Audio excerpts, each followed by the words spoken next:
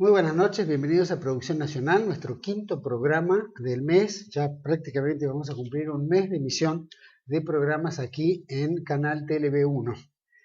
Todos los que quieran comunicarse con el programa pueden hacerlo a través de Facebook, poniendo Canal TLV1, toda la verdad primero, a través de Twitter, Canal TLV1, a través de correo electrónico pueden enviarnos en produccionnacionaltlv1@gmail.com.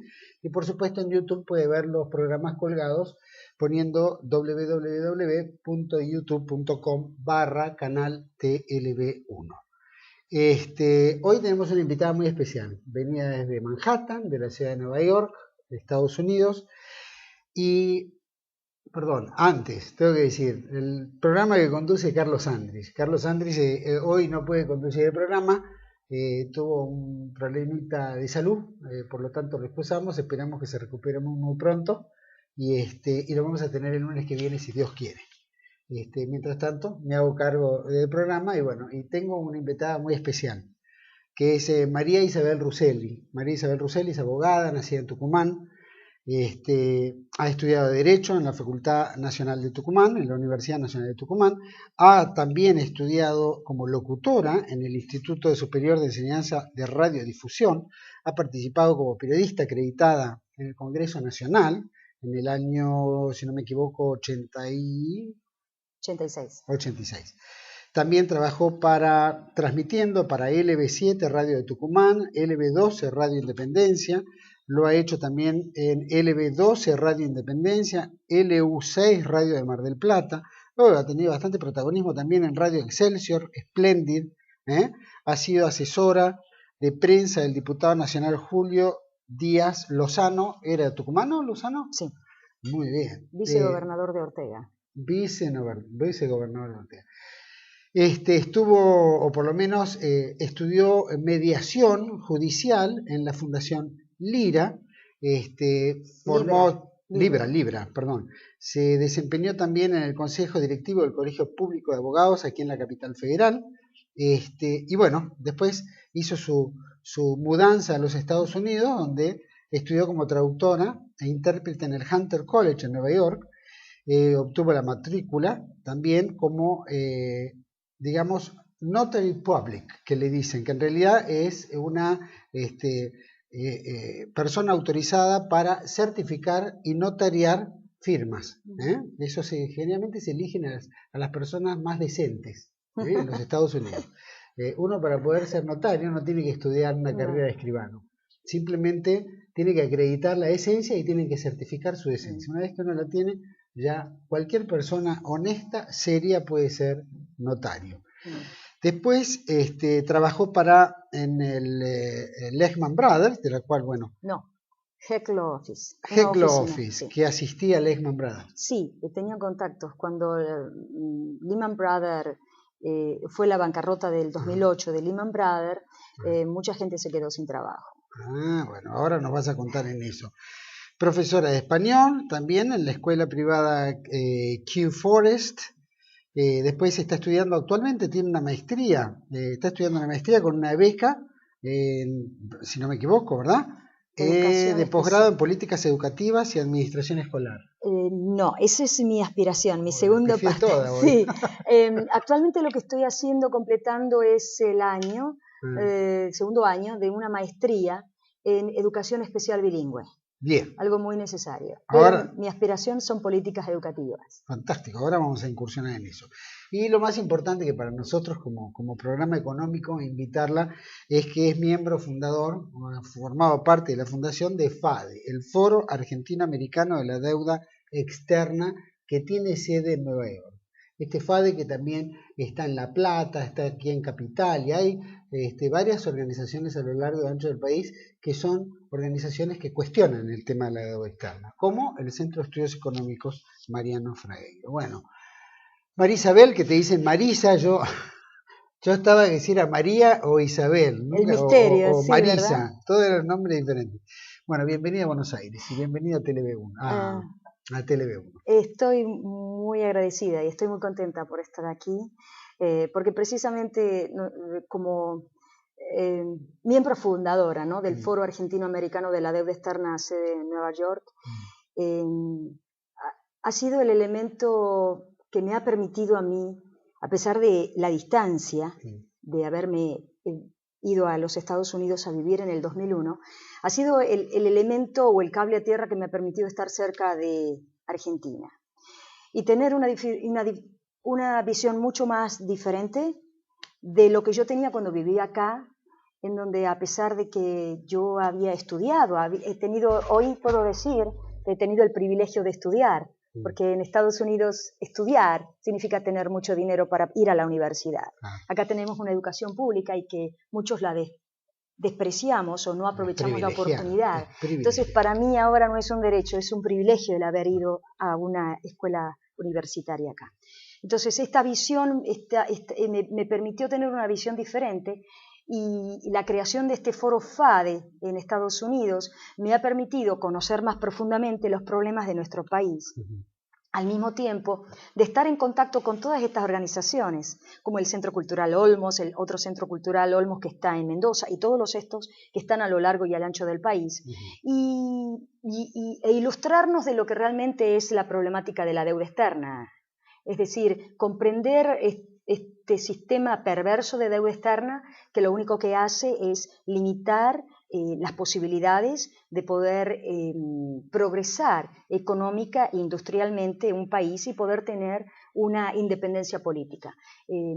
Porque el tema deuda externa es altamente controversial, porque si se le hace una entrevista a la gente, como en su momento me preguntó el presidente de FADE New York a mí, cuando me conoció en el año 2004, me preguntó sobre la deuda externa y yo le dije, pero ¿por qué me habla de la deuda externa? Si ya está paga. Me dice, pero ¿cómo? ¿Usted no sabe que la deuda externa no está paga? Digo, no, pero el presidente Kirchner ya dijo que la solucionó y nosotros estamos muy contentos. Ya no debíamos un peso. Entonces empecemos a tirar de la soga y empezamos a investigar y a tener charlas y el señor me empezó a ilustrar y sentí una profunda vergüenza, debo decirle, que yo como una persona que estaba acá educada, creía que esto estaba solucionado y que en realidad fue todo una gran mentira. Estaba completamente desconocida del fallo del juez Ballesteros, en donde había declarado la deuda ilegítima, ilegal y fraudulenta. Reclamemos del año 2000, ¿no? 2000, la causa Alejandro Olmos. Y reconocer también gente como el señor Alejandro Olmos, que durante 18 años perseveró para que se investigue la deuda, pero que no logramos el remate final que hubiera sido el impulsar lo que es una auditoría de deuda. Es decir, esa auditoría que significaría analizar detallada y detenidamente cada contrato de deuda y con un bisturí de un cirujano empezar a analizar cada uno de esos contratos y ver qué hay detrás, quiénes son realmente los tenedores de esa deuda y por qué desde que estamos en los gobiernos democráticos, desde Alfonsín a esta parte, todos lo único que hicieron es volver a repautar la deuda externa y nunca solucionamos este tema porque siempre seguimos pagando los intereses. No sabe que acá nosotros tenemos un académico muy prestigioso que se llama Héctor Juliano, ¿no? Experto en el tema de la deuda, es un hombre que permanentemente va actualizando, ¿no? Mes a mes, año a año, cómo es el proceso de esto diabólico de la deuda, ¿no? Que es una enfermedad que no supera y que en realidad nadie está dispuesto a resolverlo en Argentina. Todo se plantea con bombos y platillos cada vez que hay una renegociación, pero cada renegociación se renegocia en situaciones peores de la Argentina, por lo tanto los intereses renegociados son mucho más altos por su incapacidad de pago, porque nos han puesto un riesgo país de determinado calibre, entonces todo eso altera, digamos, la nueva renegociación o nuevos créditos que se le otorgan a Argentina para pagar. Ustedes de Nueva York, que han acompañado tanto con Alfredo de Bartolo, al cual le mandamos un gran saludo como presidente de FADE, y que es uno de los que nos sponsorea en el canal TV1 aquí, especialmente en Producción Nacional.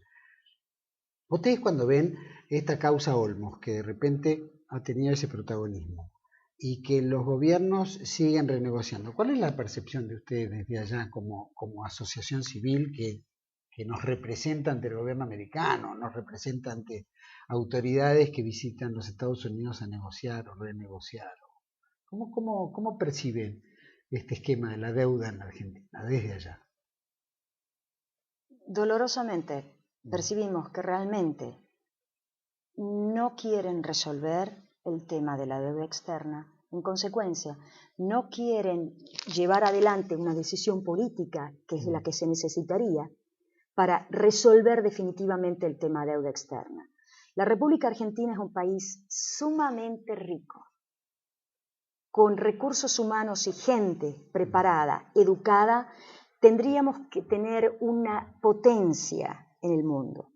Nuestros niños no tendrían que pedir limosnas, todo el mundo tendría que tener pleno empleo, todo el mundo tendría que tener una vida decente y poder trabajar y tener recursos económicos y de acceso a la cultura, si es que no existiría esta deuda externa que le estamos pagando todo, porque todo el dinero que ingresa al Tesoro va destinado al pago de la deuda externa.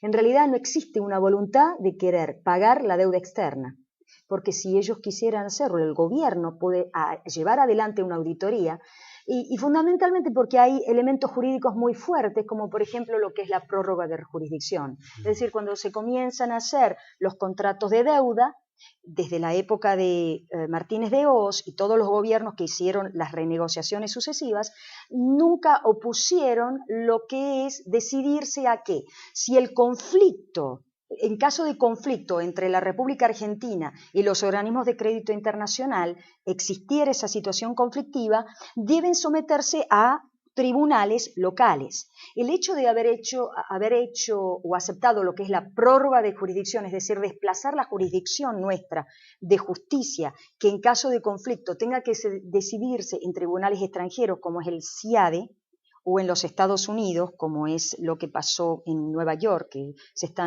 estuvieron resolviendo también cuestiones de bonos de deuda extranjera allí.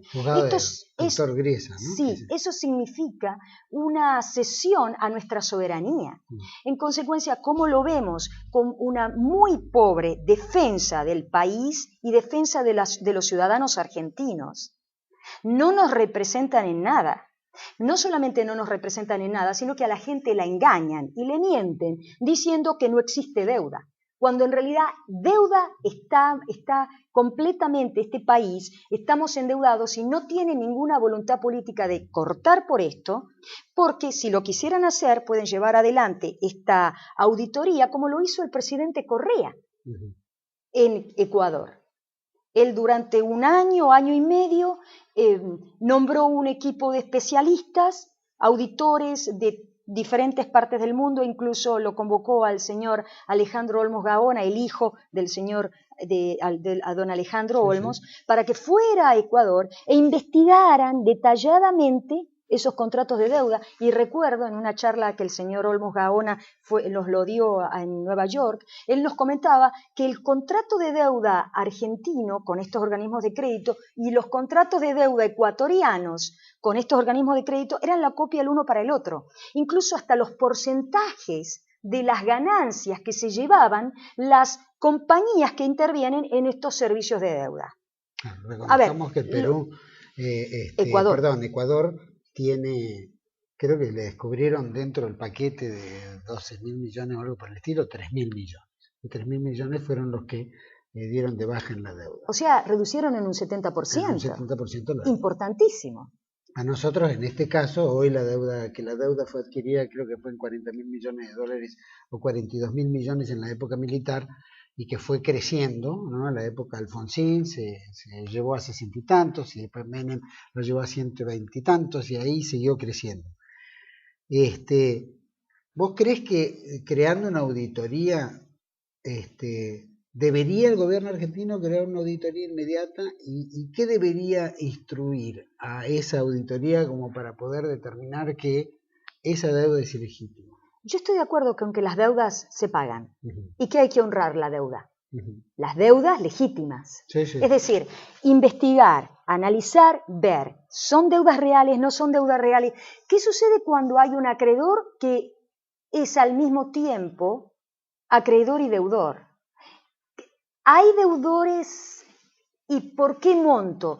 ¿Por qué no se hace una investigación de decir, bueno, como cuando quiebra una compañía y hay acreedores, se llame a un concurso de acreedores y determinar quiénes son realmente los acreedores y en concepto de qué son esos acreedores y quiénes son? Porque tal vez nos podemos llevar a grandes sorpresas, que tenemos acreedores que están dentro de este lado del territorio, sí, aquí. Sí. Entonces, llevar adelante esa investigación, fundamentalmente sentar el precedente de prórroga de jurisdicción que no corresponde, porque eso significa la cesión de nuestra soberanía. Claro. Somos un país.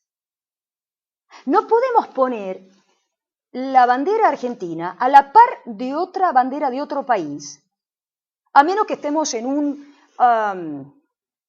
encuentro internacional en donde estén los presidentes de todos los países y por detrás estén todas las banderas. Claro, pero he observado muchas fotos, incluso, fíjese, incluso el mensaje que están dando. He estado observando funcionarios y gobernadores que han estado recibiendo a delegaciones de otros países en sede argentina y están poniendo la bandera al lado de banderas de países de otros lugares. Claro. Eso no corresponde.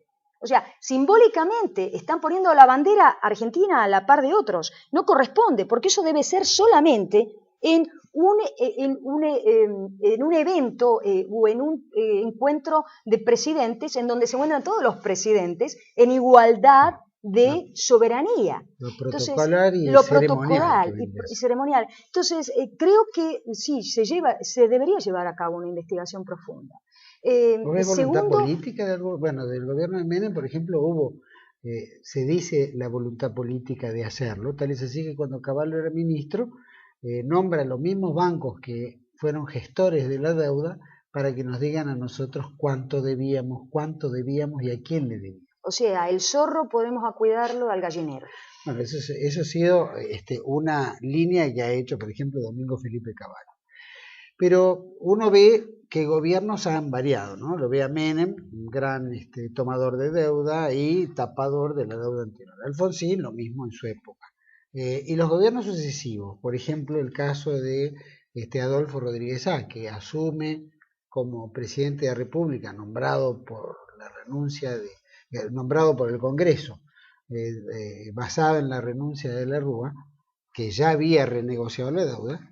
Y uno de los puntos que se plantea Adolfo Rodríguez es: vamos a declarar la cesación de pagos hasta que se investigue, se diga a quién se le debe, cuánto se le debe y cuándo fue adquirida esa deuda.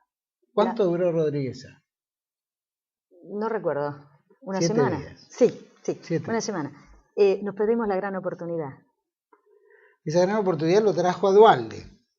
Duhalde llegó, que iba a resolver todo, el que invirtió en dólares recuperará dólares, el que invirtió se le van a reconocer sus ahorros, etc. Paralelamente viene la renegociación de nuevo de la deuda y la pesificación y la toma, este fin de corralito, entre comillas, lo que llevó a amparar a los bancos con 18.000 millones de dólares, que fue adquirir nueva deuda, sí, más deuda y renegociar la deuda con la baña, etc. Cada gobierno lo muestra con bombos y platillos. Lo disfraza. Lo disfraza. Pero vemos que cada gobierno que va pasando no resuelve y es peor, embarra cada vez más al país. Y si usted me permite, no solamente es peor, sino que continúan tomando deuda. Los planes trabajar que están financiados por el Estado Nacional, es decir, usted, yo, todos nosotros, porque de alguna manera pagamos nuestros impuestos, todos lo pagamos, están financiados con préstamos del Banco Mundial. Es decir, que los planes trabajar, que son bienvenidos como una herramienta que puedan las personas que están pasando una circunstancia económica en las cuales no puedan laboralmente insertarse, puedan aprender, tener una actividad en donde puedan aprender habilidades, aprender oficios y poder tener un ingreso que les pueda poner techos en sus cabezas y alimento en sus mesas para sus niños. Proyectarlas, pero llevar adelante con un entrenamiento sucesivo para que esa gente pueda reinsertarse en el mercado laboral. Esos planes trabajar están subvencionados por el Banco Mundial por deuda que la vamos a pagar, perdón, creo que lo van a pagar mis nietos. Bisnietos y tataranietos. Entonces, no hay una decisión política de resolver esto. Y lo más triste también de todo esto es la mala imagen que tiene la República Argentina de no buena pagadora. Es decir, este sistema tan perverso que es, que tienen como objetivo tener una incursión en las decisiones políticas de nuestro país, en donde pueden presionar de alguna manera para decir, no, bueno, ustedes no van a ser un país fuertemente industrial, sino que van a ser un país de yuyos. Crear soja. Materia prima. Materia prima. No vamos a poder utilizar nuestra materia gris de los estudiantes y de los ingenieros para que realmente puedan hacer industria pesada, para desarrollar nuestro país como un gran país que debería ser. No vamos a hacer eso y determinan cuáles son las políticas y qué es lo que vamos a plantar y qué no vamos a plantar y qué vamos a vender y qué no vamos a vender y a quién le vamos a vender y a los precios que ellos deseen. Y no solamente eso, sino que al mismo tiempo crea hasta cierta... diríamos así, discordia entre los pueblos, pero no a nivel estados, sino a nivel pueblo, a nivel yo y una italiana, por ejemplo, a tal punto que usted recuerda que cuando renegociaron la deuda, creo que fue en el 2005, los bancos pudieron, claro, una de las tantas, porque toda esta maquinaria tan compleja, que es muy difícil de entender toda esta intelequia financiera que se arma, que creo que está hecho a propósito, para que nunca la entendamos. Se llamó la ley Cerrojo, si no me equivoco. Sí. Entonces, una de las cosas que negociaron es la posibilidad que estos bancos tomaron los títulos de la deuda externa argentina y las pusieron a la venta para los bancos italianos, y a los jubilados italianos les ofrecieron la posibilidad de fondos de pensión. Es decir, acá tenemos estas posibilidades de que usted compre estas acciones y le puedo asegurar que van a tener muy buenos intereses y van a poder ustedes poder capitalizarse, y a esos jubilados en realidad finalmente los valores de esos bonos no les subieron, pero nos vienen a reclamar al gobierno argentino cuando fueron los bancos mismos los que estuvieron de intermediarios vendiendo esos fondos de pensión. Entonces, pero ¿quién es el malo de la película? Somos nosotros, el gobierno argentino. No, es curioso lo que se ha hecho, porque en eso que comenta sobre los fondos de pensión, que los bancos colocaron, esos bonos que colocaron los bancos en los fondos de pensión, prometiendo que iban a ganar fortuna, y con toda la crisis argentina, esos mismos bancos recompraron los fondos de pensión, la mayoría de los bonos, los tuvieron en baja, y después esperaron el tiempo suficiente para renegociarlo en el futuro, cuando se levantara esa famosa ley Cerrojo que en un momento se pactó. O sea que no deja de ser un mundo intrincado en las finanzas y en el interés de usufructo de más dinero, aprovechándose siempre de los más desvalidos, como es el caso de los ancianos, el pueblo argentino o otros pueblos. Vamos a ir a un corte. Volvemos enseguida. La pregunta es, ¿qué contacto ustedes tuvieron en Nueva York? Si hubo funcionarios argentinos cuando se trató el tema de la deuda, el Foro Argentino de la Deuda Externa. ¿Qué avances tuvo con quién de los argentinos que haya ido a negociar a Nueva York, o qué argentinos lo recibieron, o si alguien les dio pelota? Pero ahora me lo vas a contar cuando volvamos. Vamos a un corte y volvemos enseguida.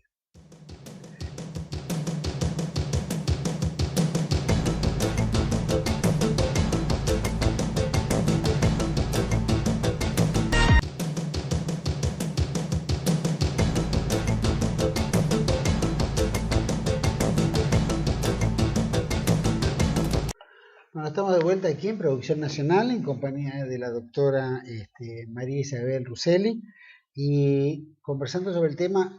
Después voy a pasar los datos de cómo comunicarse con el canal o con el programa. Marisa, la pregunta que había quedado ahí pendiente es si ustedes, como FADE, como Asociación Civil en Nueva York o ONG, que ha sido eco de todas estas organizaciones argentinas, Centro Olmos, Centro Estudios Mariano Fragueiro, FADE de aquí, en fin, tantos que han... ¿Qué eco han encontrado en Nueva York? Digamos, si funcionarios argentinos que hayan ido, miembros de las embajadas que los hayan recibido, ¿qué eco crees que ha tenido todo esto allá? Nos reunimos la primera vez cuando nos constituimos con Timerman, que en su momento era el cónsul de Argentina en Nueva York.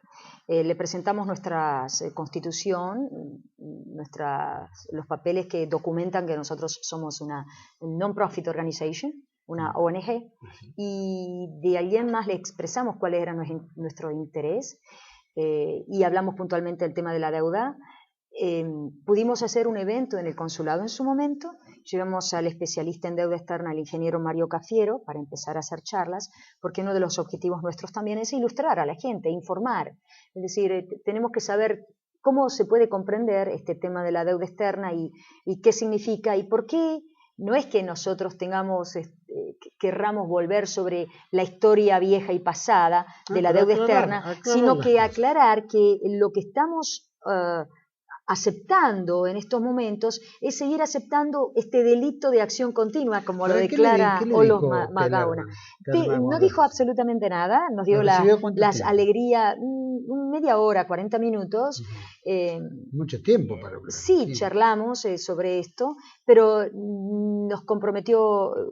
comprometió que nos iba a acceder a poder hacer actividades en el consulado, nos permitió hacer, como le digo, solamente un solo evento, y de ahí en más no pudimos tomar ningún otro contacto, le escribimos cartas, quisimos que realmente sea él como un elemento puente o de contacto para poder acceder al gobierno argentino, para informar sobre este tema dramático de la deuda externa, claro. Luego tuvimos contacto con... insisto, antes de que siga con él, insisto en cómo él percibía lo que ustedes le decían, como algo que él ya conocía, como algo que lo ocultaba, como que él es parte de todo un proceso, como que lo recibió nada más que para cumplir. A mi entender... Pareció que le interesaba, no le interesaba. A mi entender,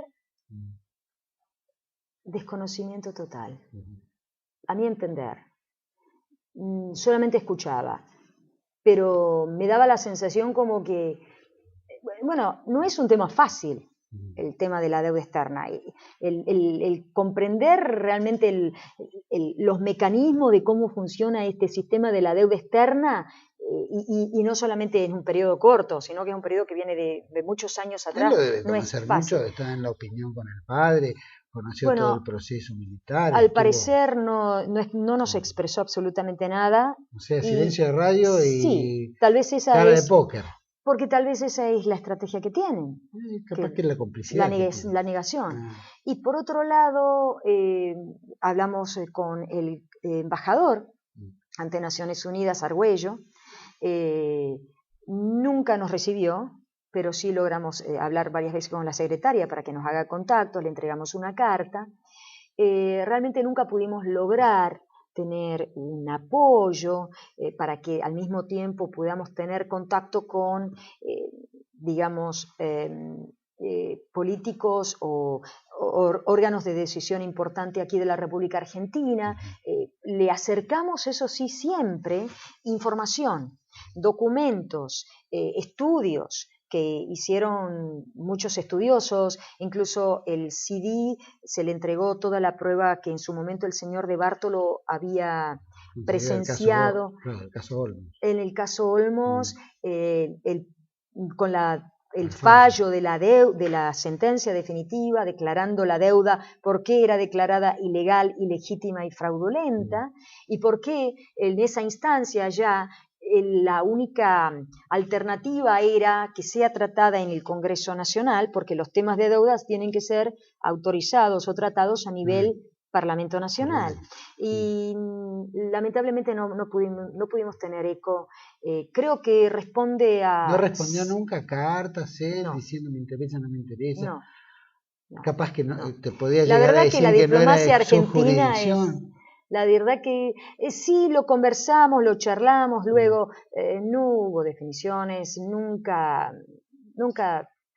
nunca pudimos obtener realmente, decir, lo vamos a seguir estudiando. Es decir, creo que ellos son simplemente puestos en donde tampoco ellos tienen decisión, sino que vienen de la cúpula más alta. Cumplen las informaciones y los mandatos que le da la Cancillería. Pregunto, cuando fue Mario Cafiero allá a hablar, ¿asistió mucha gente?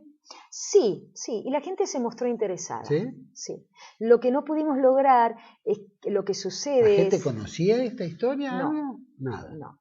Cuando se sorprendieron muchas personas. A desayunarse, ¿cómo lo ven? La gente no puede comprender esto, porque cuando hicimos la presentación de Mario Cafiero, previamente a eso pasamos la película de deuda externa. No, de deuda externa. Yo no me voy a acordar. De la deuda externa, la historia de la infame deuda de los argentinos, la deuda externa. Entonces era mucho más ejemplificativo a través del video, mostrando las diferentes imágenes, cómo se fue dando la deuda externa. Y recuerdo que en esa película había muchas personas conocidas, ¿no?, que hablaban en ese documental la importancia que sería de llevar adelante la investigación de la deuda externa. Por ejemplo, Moyano. Bueno, se habló en la CGT hace poco sobre deuda externa, habló Héctor Giuliano y Leopoldo Marcos. Ofrecieron a CGT, el Centro Alejandro Olmos y creo que el Instituto, la Fundación Rucci, lo organizaron, pero miembros de la CGT no había ninguno. Ahora sí había otros secretarios generales de otros gremios, nuevos sindicatos, pero digamos Moyano, que ellos lo saben, ¿no? Porque no están ausentes de la información que les llega. Te pregunto, más allá de haber llegado a Timerman o los acercamientos que quisieron tener con Argüello, ¿tuvieron contactos con el gobierno americano o con algún sector legislativo norteamericano que plantearan ustedes como argentinos o como ONG el tema de la deuda externa? Sí, tuvimos contacto, enviamos una carta a la SEC, a la Security Exchange Commission también, planteando la necesidad de tener contactos con ellos para explicar este tema de la deuda externa y para hacer conocer también el fallo Olmos. Respondieron, pero la respuesta, como siempre, son respuestas que no resuelven nada.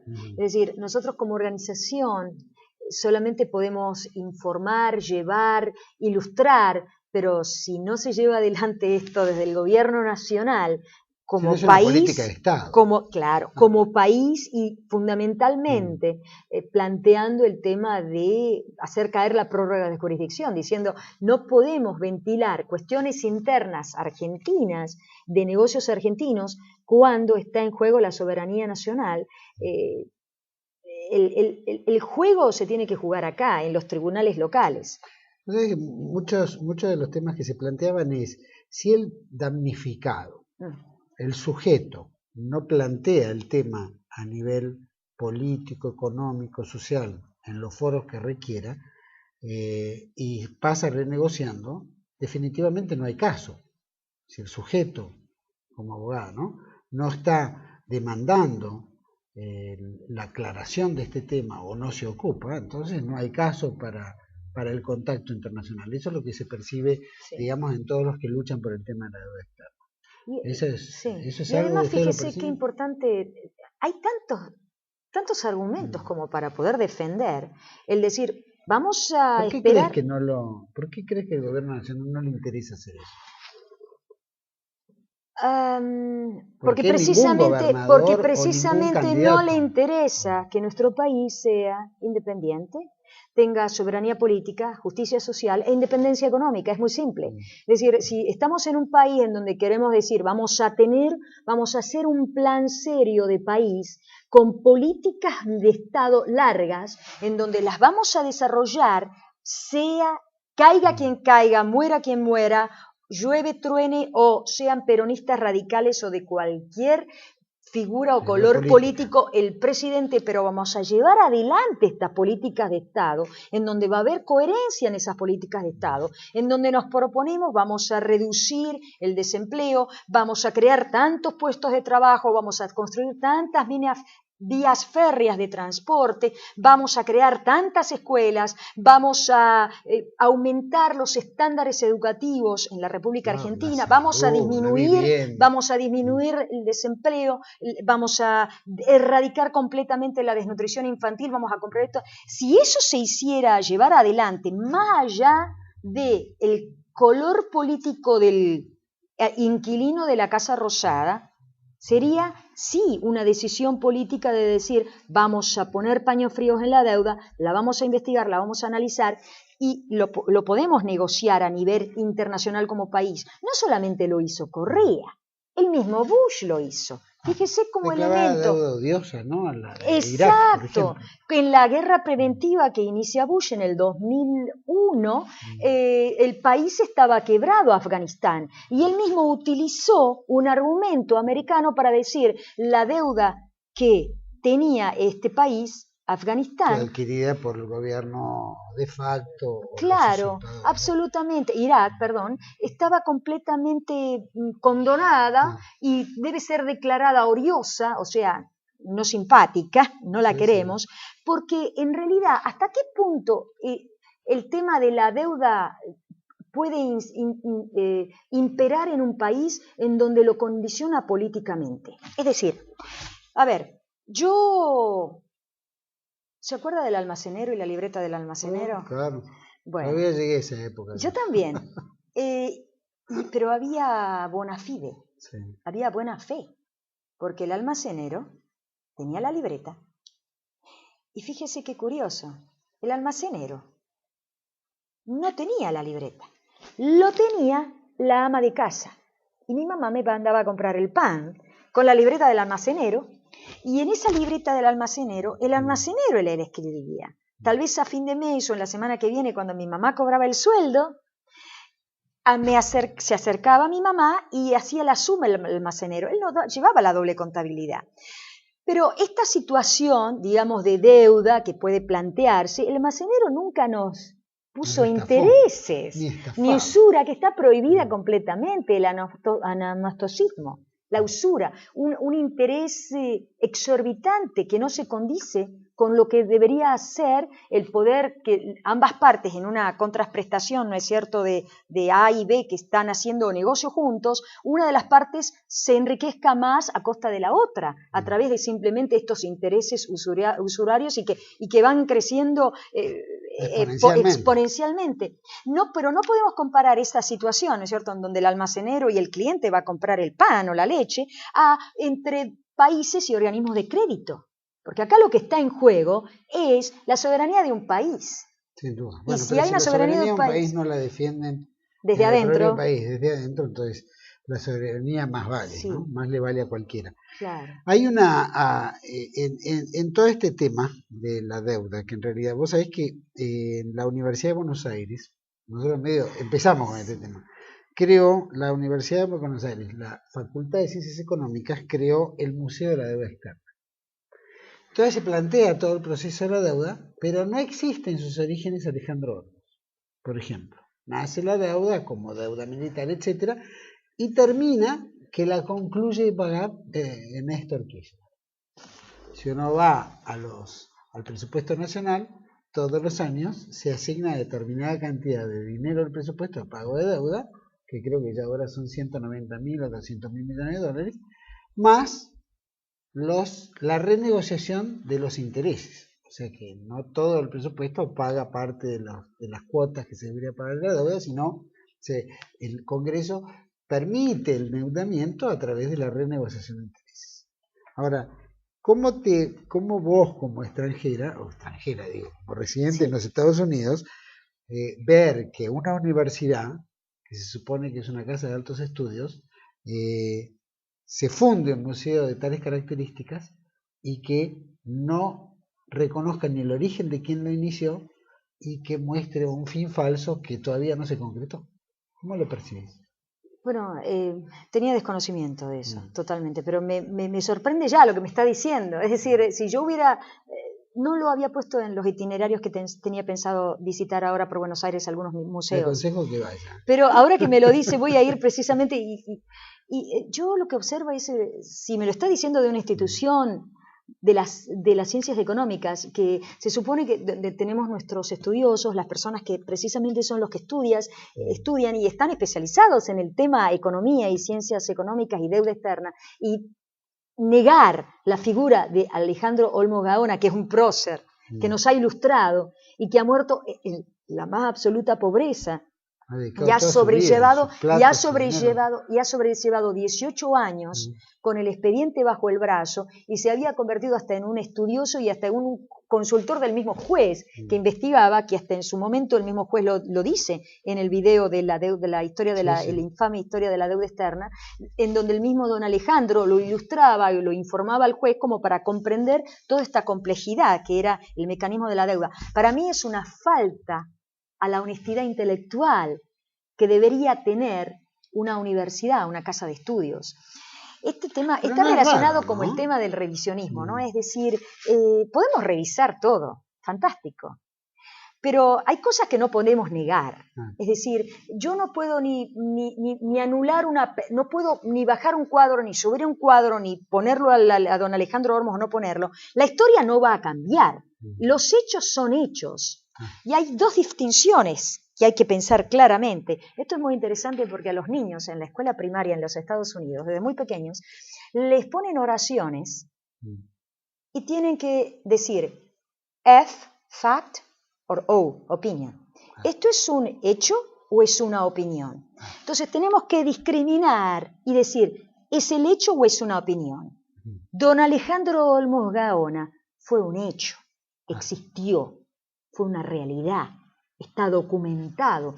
Eso es algo también muy interesante a nivel internacional, porque es el único antecedente que hay en el mundo que se pudo constatar como en una enciclopedia, los 400 legajos, ¿verdad?, que compusieron los 18 años del proceso de deuda externa y que incluso la Facultad de Derecho tiene la cátedra de deuda externa. Sí, qué contrapostura, ¿no? Que la de Ciencias Económicas plantea el tema Olmos y la deuda externa iniciada por Alejandro Olmos y cómo la Facultad de Ciencias Económicas, que es su especialidad, lo niegue.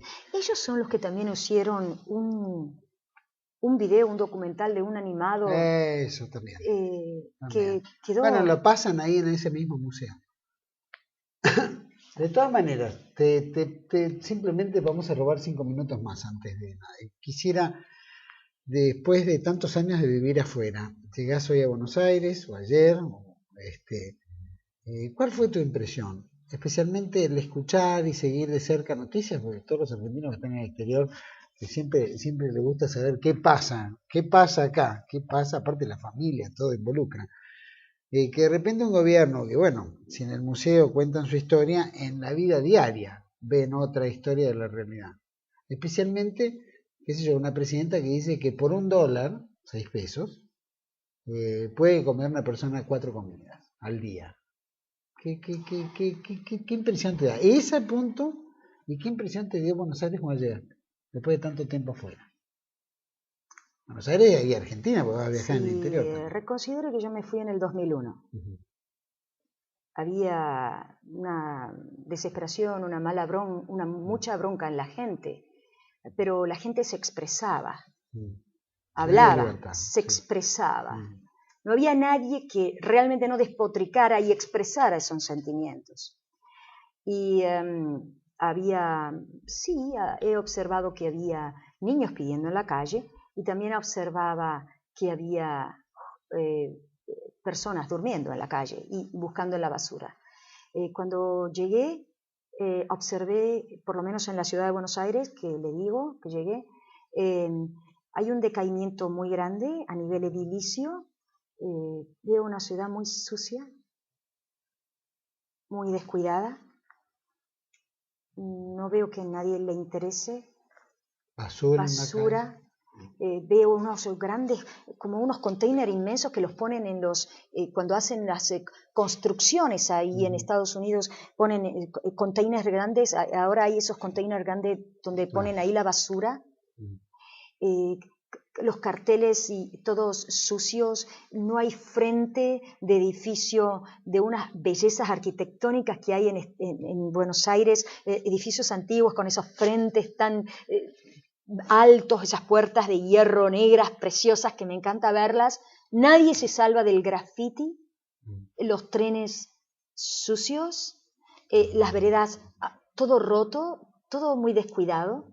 Veo muchas impresión, ¿no? Le digo, en el 2001 sí, yo me fui, pero no había negocio que no esté alquilado y en venta. Tal vez se quejaban porque había bajas ventas, pero no veía persianas bajas de renta, se alquila y se vende.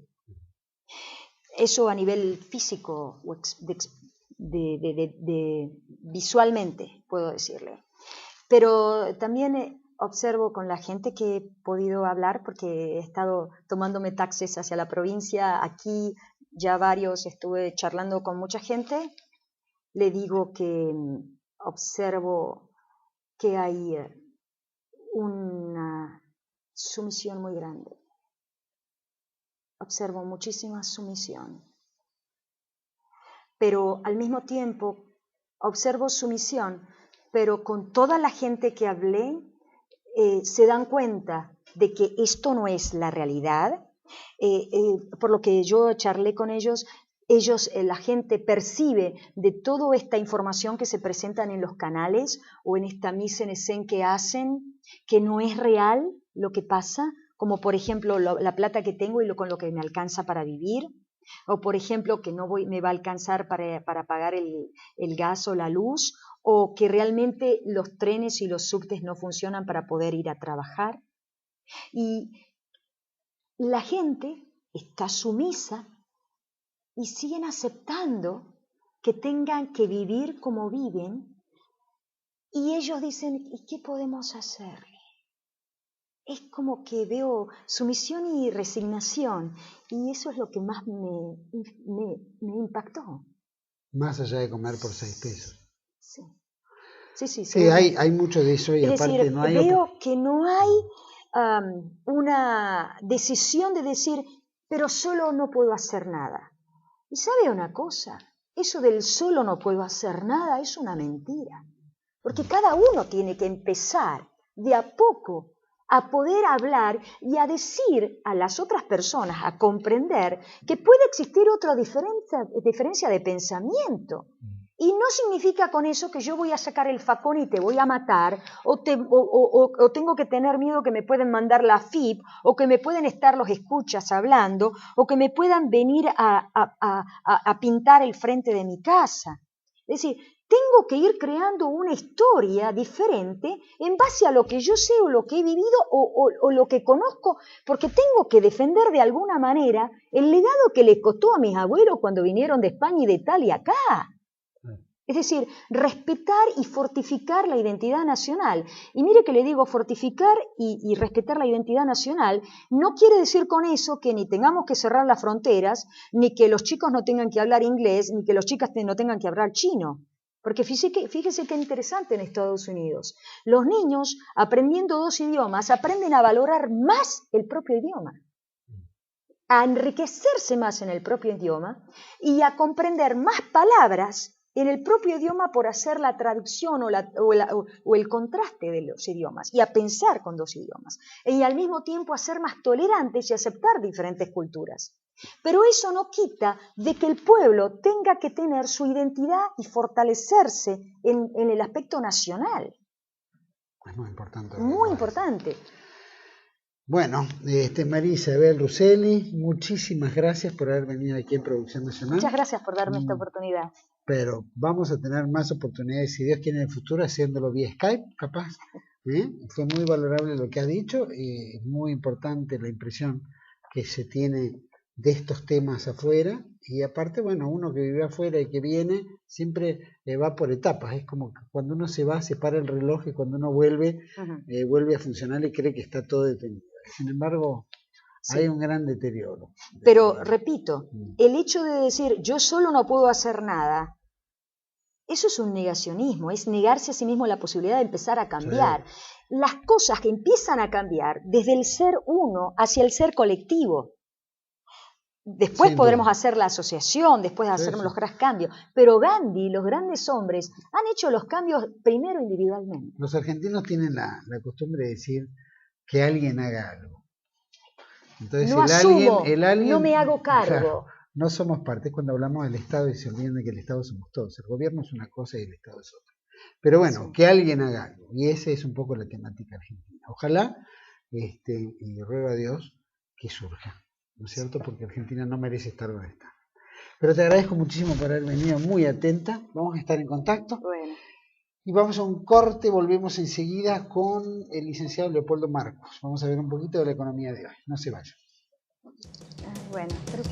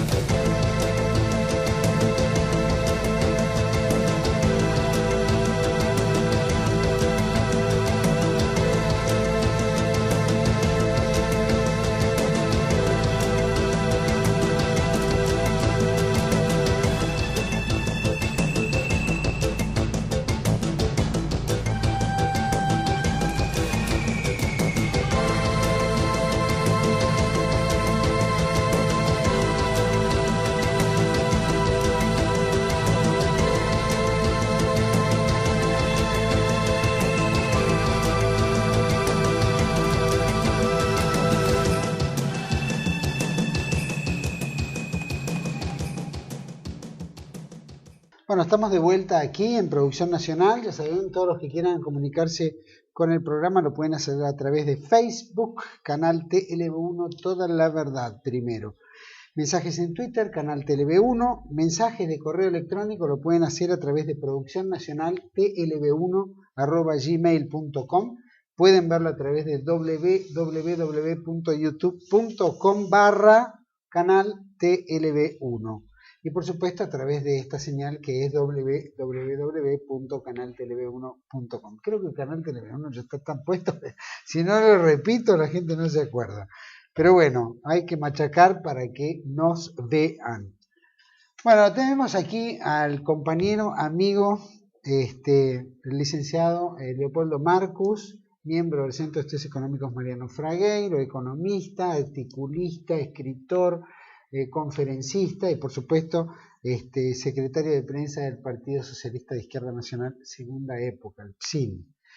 Leopoldo, gracias por estar. Gracias por llamarnos. Te voy a tutear porque somos muy amigos y la verdad que me gusta cada vez que nos juntamos y charlamos porque hay tanto para hablar. Pero quiero que como economista y como un tipo que está permanentemente en la noticia, que me digas cómo ves por lo menos esta presencia de Cristina diciendo que por 6 pesos con 99 se puede comer y que encima salga una cadena de supermercados a avalar lo que dicen. ¿Qué te merece? Como dicen los argentinos, eso es una cargada. Es una burla. Es una burla sangrienta, diría yo, porque quisiera que me indicara el licenciado Moreno, que es el secretario de Comercio, dónde está la dirección del supermercado donde él compra esas cosas. Por supuesto que dejando de lado la brutal y sangrienta ironía que hay detrás de esa forma de expresarse, lo que hay es una cuestión muy simple, que hay un atraso cambiario bastante claro que impulsa el Poder Ejecutivo, que hace que quiera crear consumo por la vía inflacionaria, por una parte. Esto, entre otras cosas, ha significado y significa la ruina de las economías regionales, además de los presupuestos de las economías familiares. Por ejemplo. ¿Pero eso es por el retraso cambiario?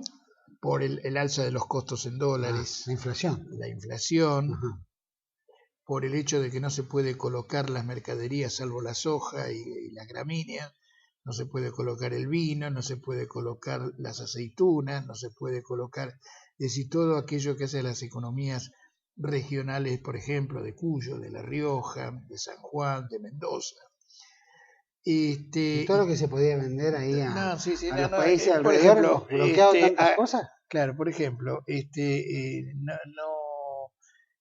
no se puede colocar todas esas producciones regionales, los costos en dólares vía insumos y vía salarios son los más altos del mundo, entonces hay una pérdida clara de competitividad en las exportaciones.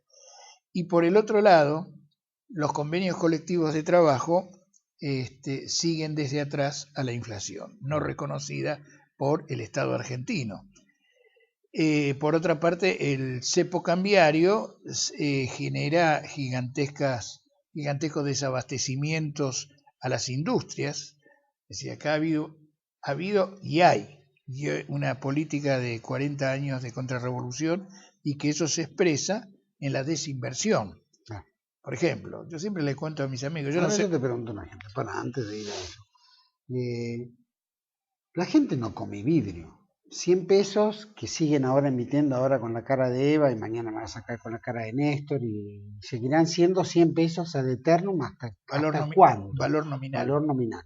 ¿Hasta cuándo esto va a ser? Porque la gente sabe que eso no le alcanza y sabe que es una burla. ¿Qué pasa? ¿Por qué? Y esta gente tiene me refiero a las autoridades económicas y sobre todo a la autoridad política, 1 año y medio más o menos como para seguir tirando.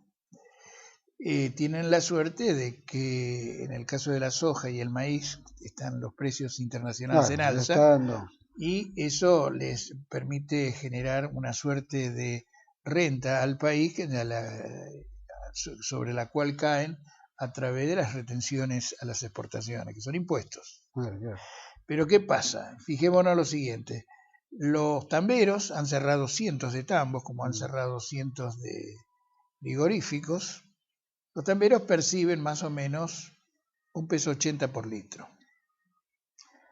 Y llega la góndola a 6 mangos de pico. Claro, acá hay un diferencial de precios. Hay un diferencial de precios que en el medio, claro, que está dado por la intermediación comercial y la producción industrial, que son los que se llevan la parte del león. Pero además, los costos en dólares han ido increciendo. Entonces, eso hace, digamos, una pérdida de rentabilidad fabulosa. Por lo tanto, han tenido que cerrar. Es muy sencillo. Para poder tener rentabilidad se tiene que tener economía de escala que permitan absorber y poder esos incrementos de costos y poder transferir o trasladar esos aumentos a las partes que están en la cadena de valorización. Esta es una cuestión. Y eso solamente hay que tener una estructuración oligopólica del mercado. Ahora si se deja de producir, porque cierran tambos, porque no se producen determinados elementos que las trabas de importaciones evitan que ingresen, eso nos da penalidades para nosotros no colocar nuestros productos en los mercados, por ejemplo, en Brasil o Paraguay o Chile. ¿Hasta dónde se quiere llegar? Porque y acá, tal como está estructurado esto lleva necesariamente al cierre de miles de industrias. ¿Pero cuál es el objeto del gobierno? El objeto me parece que es tener un mayor saldo monetario, o sea, una disminución del consumo, todo lo contrario de lo que se dice, para tener un saldo para poder cancelar los intereses, parte de la amortización de capital y la factura por importaciones de combustible, particularmente de gas y de petróleo. Es decir, todo el esquema pseudo nacional y popular es para pagar los 22.000 millones de dólares que tienen por obligaciones en lo que va de este año el país, 10.000 millones de dólares de intereses y 12.000 millones más o menos de importaciones de gas y petróleo. Y consecuentemente toda esta política empuja desde el Estado a la recesión. Ahora, pero si no se vende, porque no se produce, ¿de dónde recaudan? ¿Solamente de la importación del trigo? Sí, pero es suficiente. Pero hay que tener en cuenta lo siguiente. Este gobierno es un gobierno unitario, es decir, es unitario desde el punto de vista de la percepción de los ingresos, igual que claro, igual que en el siglo XIX, y es una política federal, pero para trasladar los costos hacia las provincias. Este es un aspecto central de la cuestión. O sea, lo que hace el Estado está haciendo es un ajuste de tipo fiscal, pero lo que hace es trasladar ese ajuste hacia las provincias, empobreciéndolas, quitándole capacidad para percibir ingresos genuinos, y lleva más tarde o más temprano a la parálisis del aparato productivo, en forma deliberada. Que lo reconozcan o no explícitamente no tiene importancia. Esto es lo que hacen. Yo antes de ayer lo escuché a Aldo Ferrer. Realmente fue lamentable lo que dijo, justificando lo injustificable. En el sentido de que el país está cumpliendo con sus obligaciones y al mismo tiempo el aparato productivo está funcionando a pleno. En primer término, es decir, paga el país aquello que es, como dijo la panelista anterior, una deuda que es ilegítima y fraudulenta, que fue establecida bajo la dictadura y que luego la democracia colonial reconoció y pagó y paga. Se pelean todos. Se parece que fuera... a ver qué paga mejor. Sí, no, eso viene de una triste frase del presidente Nicolás Avellaneda, de que el país pagará la deuda con el sudor y la sangre de los empleados públicos.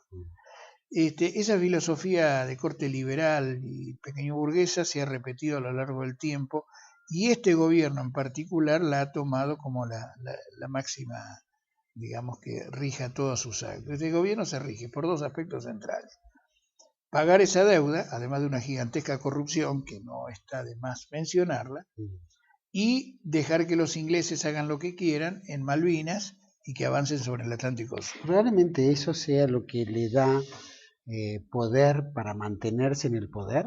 Yo creo que Adolfo Rodríguez cuestionó la deuda y lo volaron.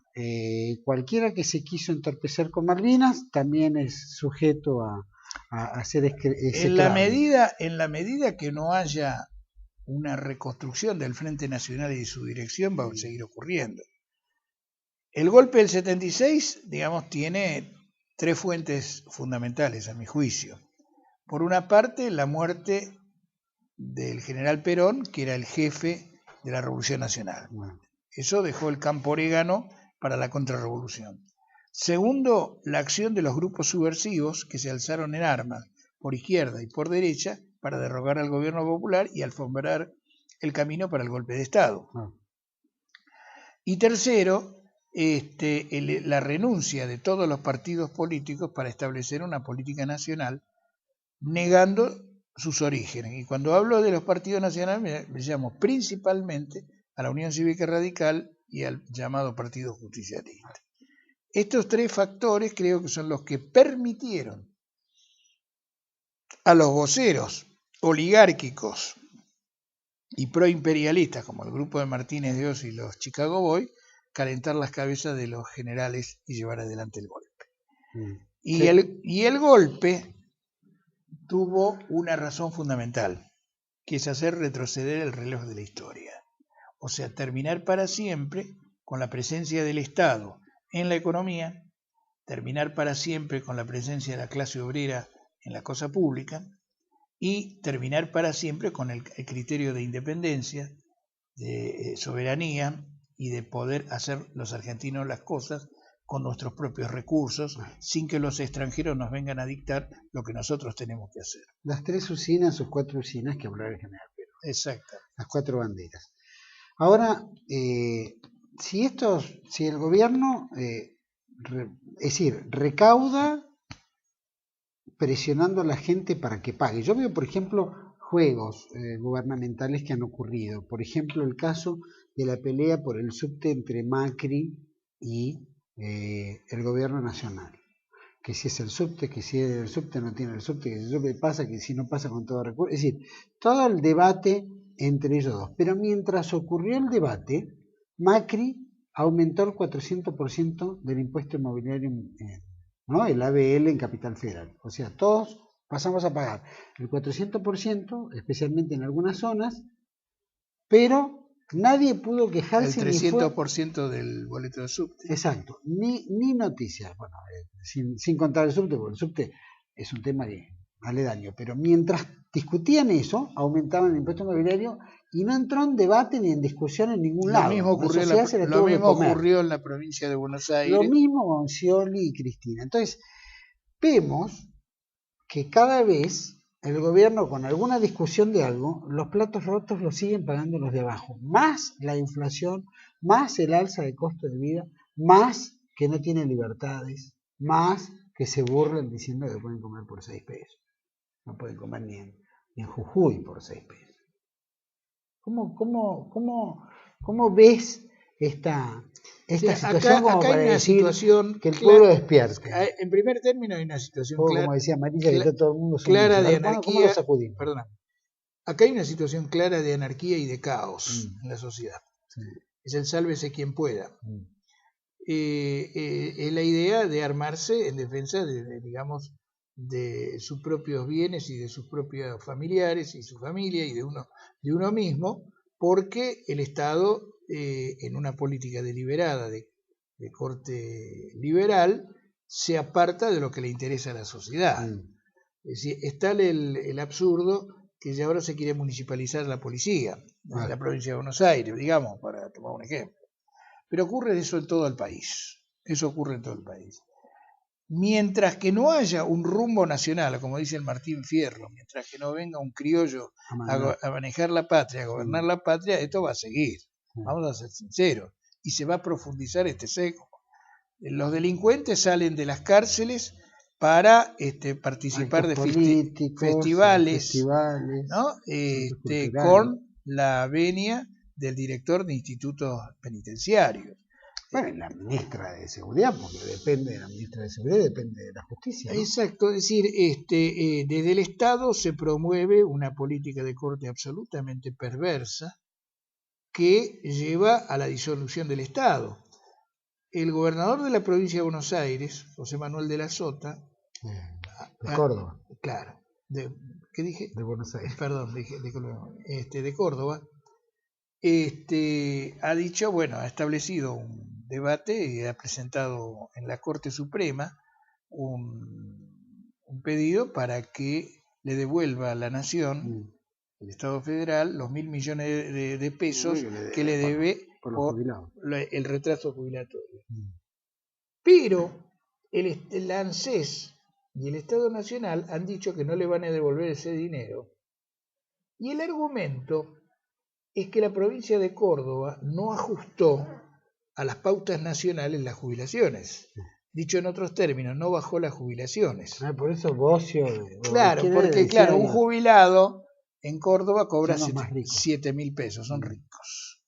Entonces hay que hacerlo bajar a 1.800. Claro, empobrecer. Claro. A toda la sociedad jubilatoria. Claro. Suba a 7.000 pesos, a todos hay que bajarlos al menos. Es decir, acá se está reproduciendo cada vez más rápidamente las condiciones de guerra civil que existieron a partir de 1819, cuando Buenos Aires establece una constitución unitaria,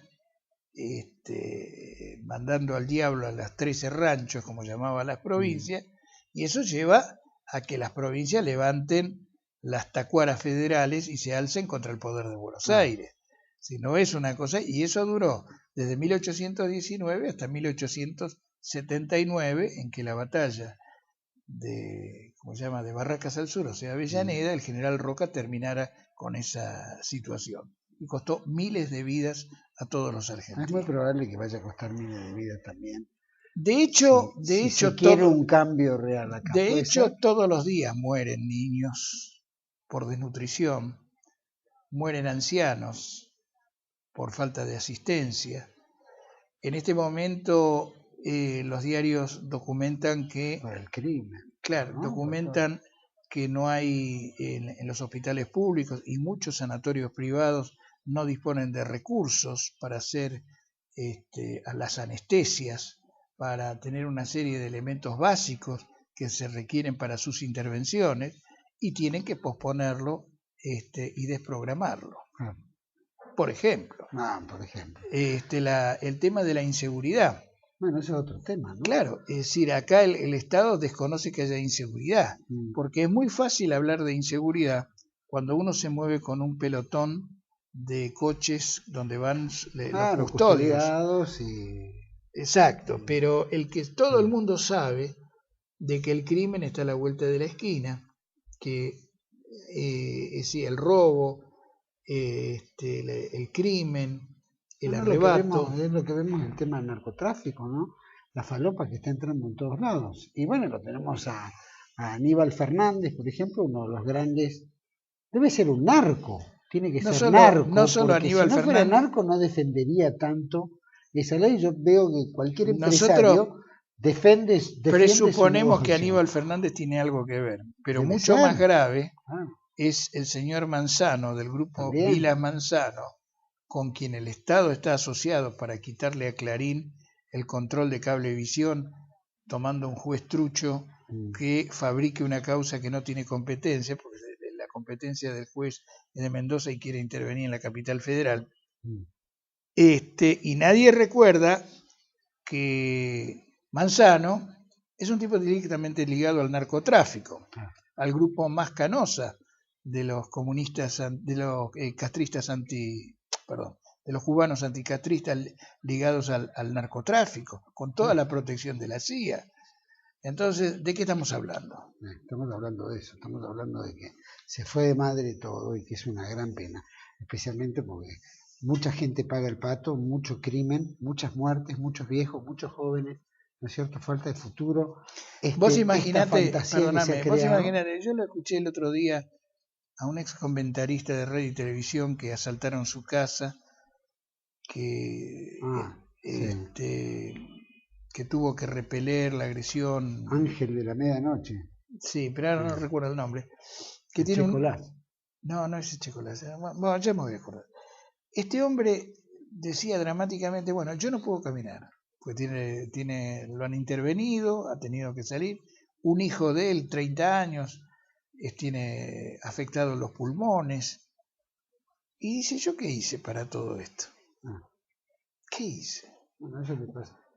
Le pasa a todos los argentinos que son víctimas de esto y que son víctimas del abandono del Estado. Leopoldo, te agradezco muchísimo. Ya vamos a tener más tiempo en un futuro. Vamos a tener gracias por la invitación, gracias a los televidentes que nos escuchan y nos ven. Sé que estás dando una conferencia el jueves. Sí, el jueves 23 hay una mesa redonda en la Confederación General del Trabajo que se llama El pillaje de los recursos naturales argentinos, donde intervendremos el compañero Rubén Tamborindegui del Centro Cultural Alejandro Olmos y el que habla, por el PSIN. En fin, vamos a tratar de hablar sobre estos temas y previamente se va a exhibir un film, SED, La invasión gota a gota, sobre una realización de Mausi Martínez, una gran actriz y directora argentina, sobre el intento de saqueo del imperialismo norteamericano del acuífero Guaraní. Bueno, ya sabe todo el mundo, los que quieran participar, ver, escuchar. Jueves 23, 18 horas, tercer piso de la CGT, Azoparto 802. Esto está auspiciado por la Fundación José Ignacio Rucci, en el Salón José Ignacio Rucci, por el Centro Cultural Alejandro Olmos, por el CENFRA y por el Partido Socialista de Izquierda Nacional.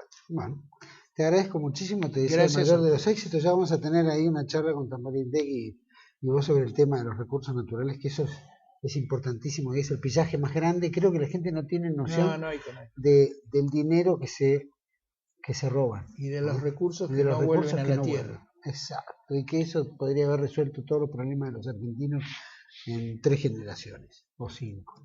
Bueno, les agradecemos a todos habernos acompañado. Gracias, Leopoldo. Gracias a ustedes. Gracias por habernos acompañado. Los esperamos el próximo lunes en Más Producción Nacional con el retorno, esperamos, de Buena Salud de Carlos Andrés. Y mañana, sin falta, está 8, 9, 10 que conduzco yo. Invitadas mujeres, entre ellas Silvia Barzábal, Beatriz Bruno, en fin, todas que han tenido su historia en la lucha, ¿no es cierto?, de reivindicación por que han sido víctimas del terrorismo, y muchas otras mujeres que van a conversar también, no solo de esos temas, sino el día a día desde el punto de vista femenino, de género, como le gusta al gobierno. Nos vemos la semana que viene. Muchísimas gracias. Bueno, gracias.